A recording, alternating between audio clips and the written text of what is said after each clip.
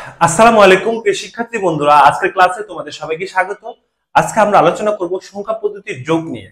যেহেতু আমরা জানি হচ্ছে ডেসিমেল সংখ্যা পদ্ধতিতে যোগ কিভাবে করতে হয়, ঠিক সেম ভাবে হচ্ছে কি আমাদের অন্যান্য সংখ্যা পদ্ধতিগুলো যোগ কিভাবে করতে হয় সেই বিষয়টা আমরা হচ্ছে আজকে জানবো। তো অন্যান্য সংখ্যা পদ্ধতির মধ্যে আমাদের আছে হচ্ছে কি অক্টাল। তা আমরা এখন দেখবো হচ্ছে অক্টালের যোগ। তো অক্টালের যোগ দেখার আগে আমাকে একটু মাথায় রাখতে হবে অক্টালের বেস কত।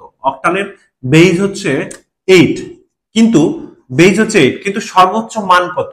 সর্বোচ্চ মান হচ্ছে তোমার হচ্ছে সর্বোচ্চ মান হচ্ছে হাইয়েস্ট ভ্যালু হচ্ছে তোমার আহ, আমি একটু এখানে লিখি যে অক্টালের সর্বোচ্চ মান হচ্ছে হাইয়েস্ট ভ্যালু কে 7, আর হচ্ছে এটার বেস বেস হচ্ছে 8। বেস মানে হচ্ছে কি ওই সংখ্যা পদ্ধতিতে মোট যে কয়টা অঙ্ক থাকবে সেটা হচ্ছে কি ওই সংখ্যা পদ্ধতির বেস। আর সর্বোচ্চ মান বলতে আমরা শূন্য, অক্টাল আছে 0 থেকে 7 পর্যন্ত, এই জন্য হচ্ছে 7 হচ্ছে অক্টাল হচ্ছে সর্বোচ্চ মান।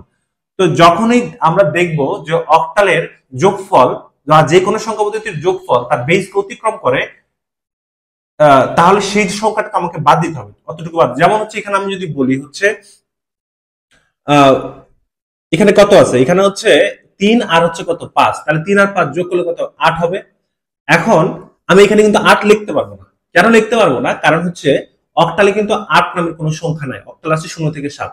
যেহেতু 8 হচ্ছে অক্টালের হচ্ছে কি বেস, তাহলে এই বেসটাকে আমাকে বাদ দিয়ে লিখতে হবে। তাহলে আমার যোগফল কত হচ্ছে 8 হচ্ছে, তাহলে 8 থেকে আমাদের 8 বাদ দিয়ে লিখতে হবে। 8 থেকে যদি 8 বাদ দিই তাহলে থাকে হচ্ছে কত 0, তাহলে এখানে আমরা কি 0 লিখবো। এখন 8 আমরা যে একবার বাদ দিছি এই জন্য হচ্ছে এখানে কি লিখবো, মানে হচ্ছে এক হাতে রাখবো। একবার যেহেতু বাদ দিছি এই জন্য এক হাতে রাখবো। তাহলে হচ্ছে এখানে 7 7 আর হাতের কত 1, 8 8 আর 4 12। এখন 12 যেহেতু আমরা এখানে লিখতে পারবো না, তাহলে 12 থেকে আমাদের 8 বাদ দিলে হচ্ছে যে 4 থাকে সেই 4টা আমরা লিখবো। ঠিক আছে, 4 লেখার পরে আমাদের 8 যেহেতু একবার বাদ দিছে তাহলে এক হাতে থাকবে সেই 1, আর এখানে হচ্ছে কত 5, তাহলে হচ্ছে টোটাল কত হবে 6। এখানে যে 1 আছে সেই 1, আর হচ্ছে 5 আর 6 হচ্ছে 11। 11 তো এখানে লিখতে পারবো না, 11 থেকে আমাকে 8 বাদ দিতে হবে। বাদ দিলে থাকে হচ্ছে কত 3, আর 8 যেহেতু একবার বাদ দিছি এই জন্য হাতের 1 এখানে বসে পড়বে। ঠিক আছে, তো এইভাবে হচ্ছে কি আমরা অক্টালটা করতে পারি। ঠিক সেম ভাবে যদি আমি চিন্তা করি বাইনারির কথা, বাইনারি হচ্ছে বেজ হচ্ছে তোমার বাইনারি বেজ হচ্ছে কত 2, তাহলে হচ্ছে 1 1 কত 2, তাহলে 2 তো এখানে লিখতে পারবো না, তাহলে 2 থেকে 2 বাদ দিতে হবে, বাদ দিলে থাকে কত 0।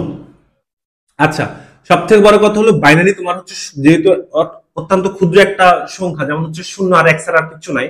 সব থেকে ভালো ওয়ে হচ্ছে তুমি যদি এটা মনে রাখো যে হচ্ছে 2টা 1 যোগ করলে হচ্ছে কি 10, আর 3টা 1 যোগ করলে হচ্ছে 3টা 1 যদি তুমি যোগ করো তাহলে সেক্ষেত্রে হচ্ছে তোমার হবে কত 11। এই জিনিসটা তুমি একটু মাথায় রাখবা। এটা কিভাবে আসলো সেটা হচ্ছে হয়তো বা অন্য ক্লাসে আলোচনা করা যাবে, কিন্তু হচ্ছে তোমাদের এই জিনিসটা মাথায় রাখবা যে হচ্ছে 2টা 1 যোগ করলে 10, আর 3টা 1 যোগ করলে 11। তাহলে তুমি যদি বলো যে 1 1 10, 10 এর 0 হাতে থাকে কত 1, হাতের 1 আর এখানে কত 1, তাহলে হচ্ছে কত আবারও 10, 10 এর 0 হাতে থাকে হচ্ছে 1, তাহলে হাতের একটা এখানে বসে যাবে যেহেতু এখানে কোনো সংখ্যা নাই। তাহলে 1 1 10, 10 এর 0 হাতে থাকে কত 1, হাতের 1 আর এখানে 1 কত 10, 10 এর 0 হাতে থাকে 1, হাতের 1 আর এখানে 1, 3টা 1, 3টা 1 হচ্ছে কি 11, 11 এর 1 আর হাতে থাকে 1, হাতের 1 এখানে বসে যাবে।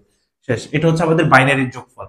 এবার আসা হচ্ছে হেক্সাডেসিমেলের যোগফল। হেক্সাডেসিমেলে তুমি হচ্ছে এটা চিন্তা করবে যে হেক্সাডেসিমেলের বেস কত। হেক্সাডেসিমেলের বেস হচ্ছে কত 16, তাহলে হচ্ছে বি এর মান কত, আমাদের এ এর মান হচ্ছে কত 10, বি এর মান হচ্ছে কত 11, সি এর মান হচ্ছে কত 12, ডি এর মান হচ্ছে কত 13, ই এর মান হচ্ছে 14, তারপর হচ্ছে এফ এর মান হচ্ছে কত 15। তাহলে হচ্ছে এখানে বি এর মান, তাহলে হচ্ছে বি মানে হচ্ছে 11 আর ডি এর মান হচ্ছে 13, 11 আর 13 যোগ করলে হচ্ছে 24।